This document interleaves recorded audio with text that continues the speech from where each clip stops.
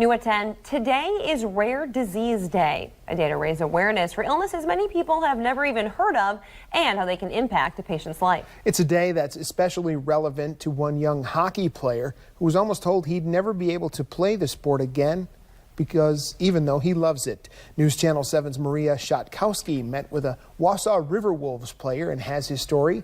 Maria, what has this journey been like? Well, Jeff, 18-year-old Ryan Hempel was diagnosed last year with an extremely rare form of bone cancer. It was found in the soft tissue of his spine.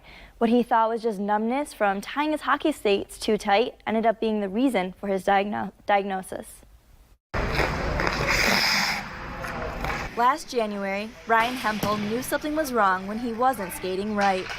I played about 4 games and then started getting numbness, tingling in my legs, started losing coordination in my legs.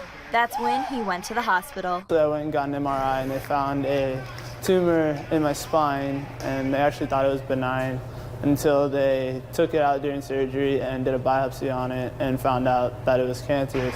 Cancerous material found in the soft tissue of his spine. It's called extraskeletal mesenchymal chondrosarcoma. What makes it really rare is that sarcomas, they never start in the spine. It just doesn't happen. 28 days of radiation therapy and months of chemo, but the treatments didn't stop Ryan from playing the game he loves. Doctors got mad at me because I was still skating back home, and I wasn't really supposed to, but I just couldn't stay away from it. Allowed to return to the ice in November, he's now in surgical remission. It's a blessing, actually. I love the game. I love playing it. I've been playing it since I was 2. It's all I've known.